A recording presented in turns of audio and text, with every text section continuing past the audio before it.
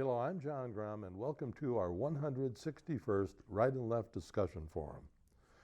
We hold our televised discussions twice monthly to demonstrate the value of civil, productive, open-minded political dialogue. Our topic today is, could charity ever replace government welfare? Government welfare costs federal, state, and local taxpayers $1 trillion per year, and only 30% of that total actually reaches our needy citizens, with 70% being absorbed by administrative cost. On the other hand, that ratio is reversed for private charities, with 70% of the total funds finding its way to the needy. Today's panel, beginning on my left, is Bryan Laubaugh, president of R&B Financial Services. On his left is Patty Haskins, member of the Wadsworth City Council. On her left is Dr. Ronald Chamberlin, retired senior research chemist. And on his left is Joe Gaines, faculty member at the University of Akron. Bryan, given that 70% of the tax dollars, or $700 billion, that are earmarked for government assistance to the needy, are absorbed by welfare bureaucracy, do you think it's time for a change? Yes. It's hard to argue that there isn't a reason or a need to change when you have that type of money being spent just to support a program. I think if you went online and you looked up a charity that you give to, and that charity spent 70% of their money in administrative costs, you would not donate to that charity. You look at the Red Cross, you look at the Salvation Army, you look at United Way, the large organizations, their expense ratios, are south of 10%, and a large bulk, 80 to 90% of the money that they raise goes towards their mission. So yeah, we need to do something different in the country. We talked a little bit last time about the possibility of using faith-based organizations. There are lots of churches, there are lots of organizations, even here in Wadsworth, that do a much better job of meeting the needs of those that need assistance.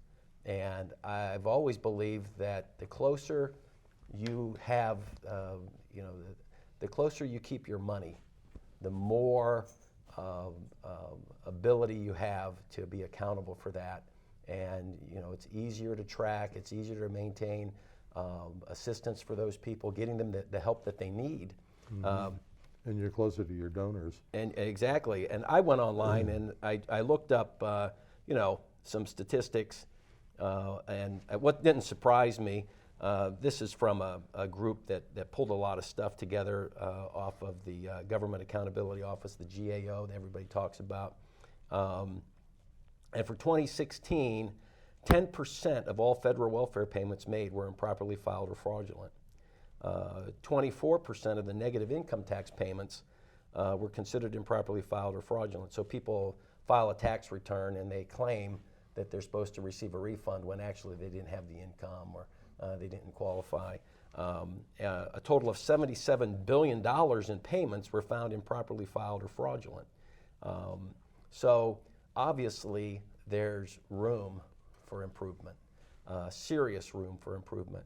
And my suggestion would be, let's try and let's give a third.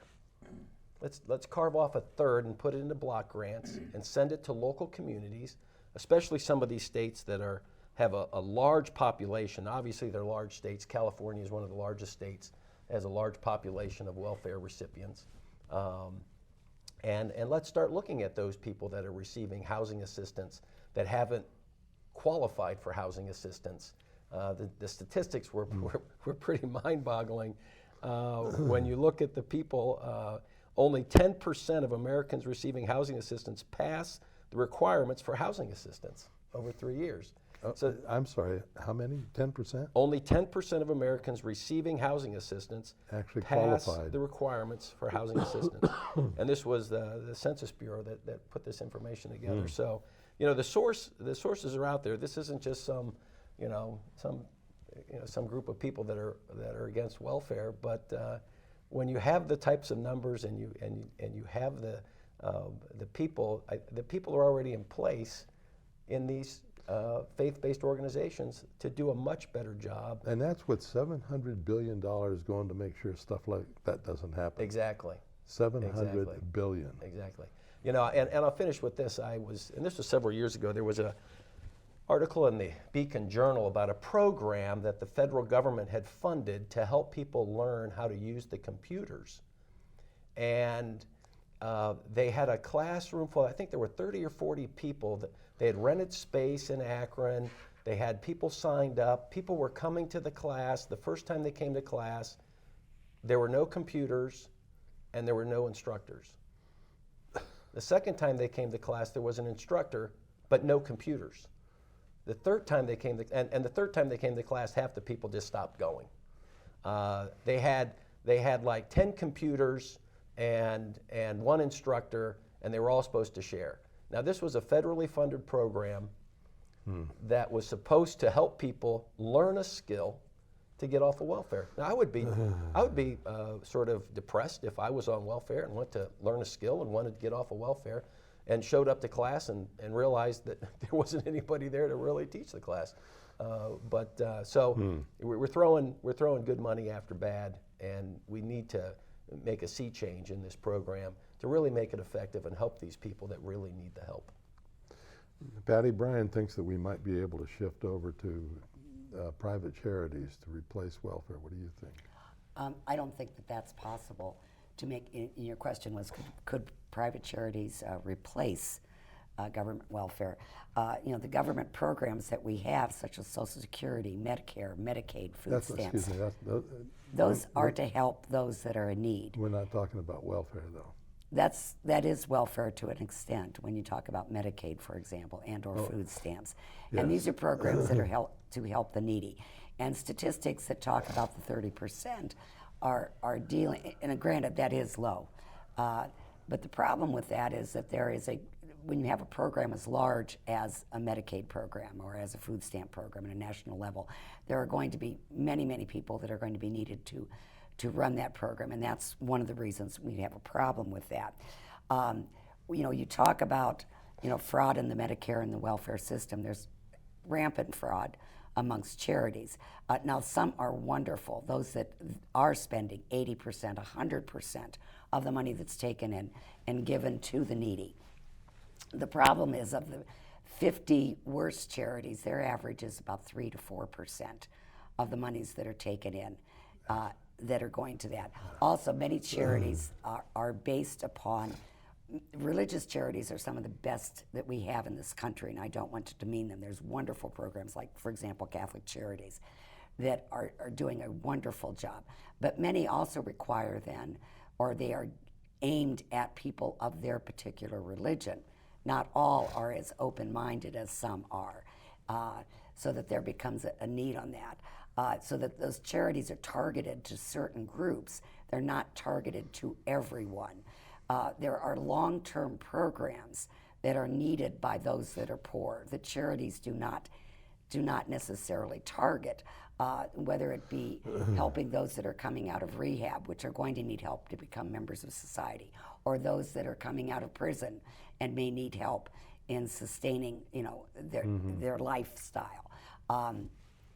These are programs that are not addressed by charities. You know, the charity may itself just be simply designing, you know, maybe to give food to the poor, but it also may be there to provide money to an opera company, which is great, but that is not necessarily helping the needy. There's also the idea that people will give that same amount of money, but as the need goes up, and it's been proven over the years, going back to the Great Depression, going back to the recession that we encountered in 2008, that as the need for monies for the poor and the need for the poor increases, donations go down, so that there's not really enough money to handle this. I mean, I also look at charities that are, one that was just recently in the news was the Trump Foundation was just he was fined $2 million because of monies that were not distributed, which were supposedly taken in for particular purposes and were not used properly. His adult children were required to attend training on how to administer and run a charity. And unfortunately, that seems to be common for people, that whenever there is something that's good, there are those that by human nature are greedy or see a quick chance to make a buck, and they go about it by some fraudulent. Do I think that charities are a necessity in this country? Absolutely. But what I see is that they form together with the welfare system to provide the needs of this country so that the needs of all are met and not just a targeted few. And do we need to work on the fraud that's in welfare? Absolutely. We need to address that. But to completely replace the government program by the individual charities, I don't think is ever something that is going to be possible, because we need those safety nets provided by a government, and which only a government can provide. I guess my argument is that faith-based organizations, I'm not talking about people that put together charities that are just out there. You know, my mom gets 10 calls a day from organizations that supposedly help wounded warriors and all that, and I'm not going to say anything The Wounded about Warrior that. program is actually one of the best. but- Be careful using that Yeah, word. yeah, okay, it's we're building a house for an individual that was wounded, and come to find out that they don't really do that. I'm not talking about those organizations. Yeah. There are plenty of those that are scamming people out there. Yeah.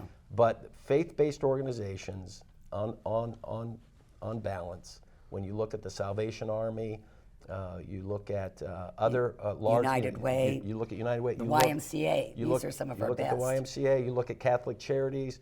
I think St. Vincent de Paul up here at the Catholic Church Does a would do a great much job. better job of giving out food to people that need it than our local federal, welfare. So I want to narrow my comment to faith-based organizations, not some charity that just gets thrown into place to help a particular group of people. And or the problem is getting enough money to make that program. Yeah. And- Well, and obviously to- we got and enough to money. provide all the. We've got the money.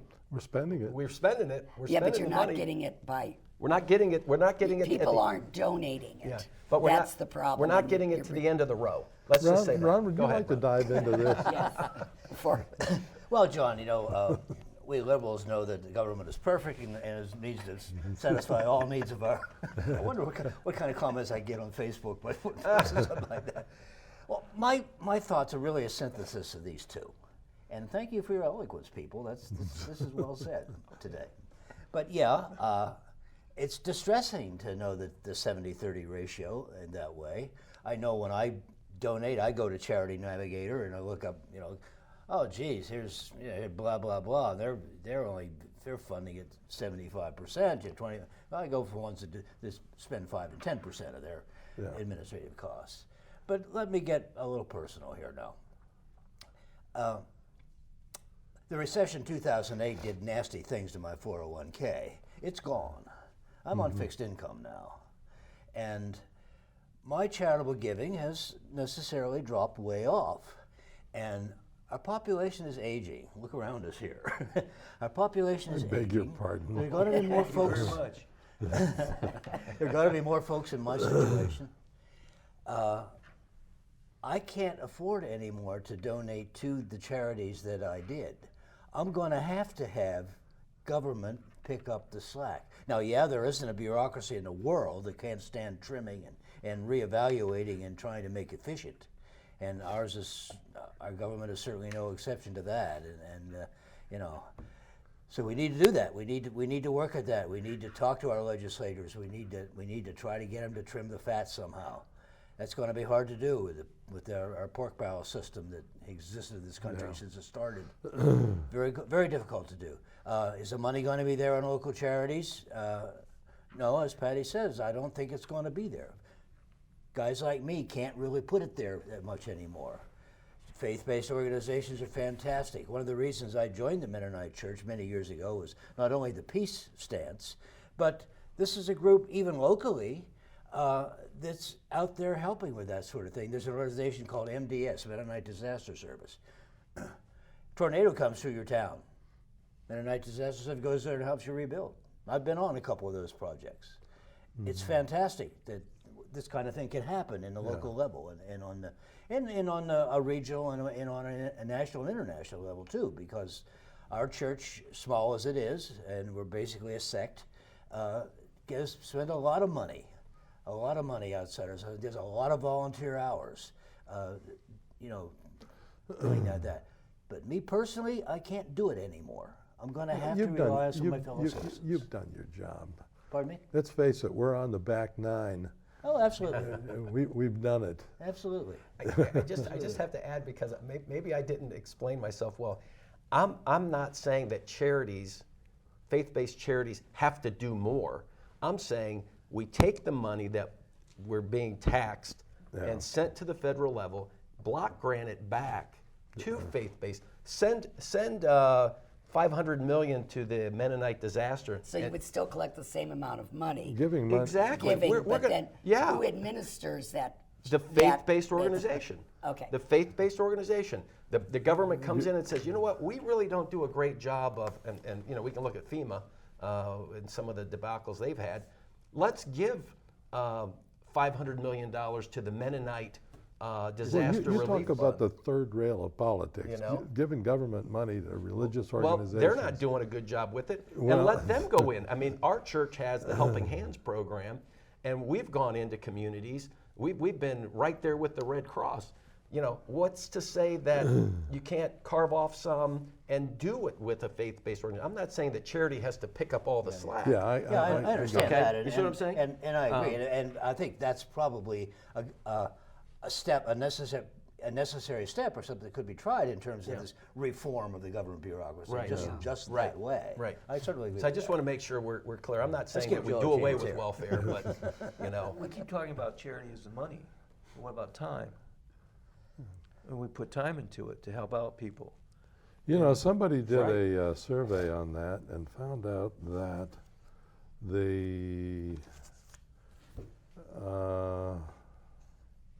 there is a tremendous amount of time given by individuals to charity. Excuse me. Go ahead, Joe. Well, I'll the find only thing it. I was going to say is that I certainly agree with a lot that's being said here, but the charities helping out, faith-based and so on. We get so many things in the mail on charities, and if you help one, all of a sudden, next day you're getting two more. Yeah. And one thing that bothers me is when they send you money to donate. Here's a nickel, here's a quarter. Yeah, $1 even sometimes.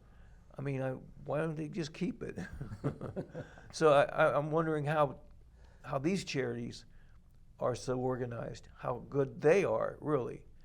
And the magnitude of the need for charities is growing too, with all the problems. Before you go on, I found that 77 million adult Americans volunteer time and talent to charitable organizations, and the value of that time and talent is $167 billion a year. It was calculated in 2017, and it's gone up since then. Pardon me for interrupting. Oh, Joe, no, that's fine. I I certainly feel personally that the more time you can give to help charities, the better. The more what you can do money-wise is better. But I don't think the government should be forgotten. I don't think we should stop from the welfare system. I think we need to work with both. They need to work together. We've got a growing problem in the country, because I don't think that we're going to see homelessness decrease in any time soon.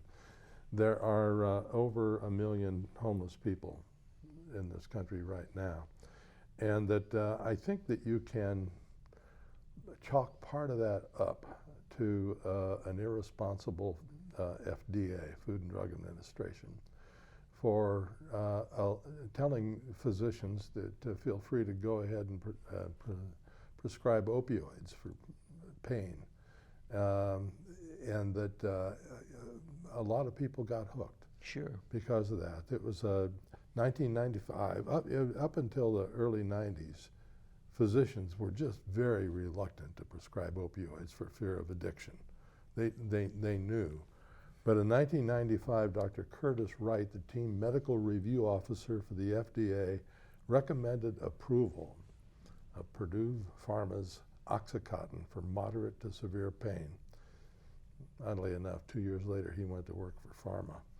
I was going to say you can't, look, not look at the of the problem with the pharmaceutical companies. With that, it was not strictly the FDA; it was the pharmaceutical companies as well.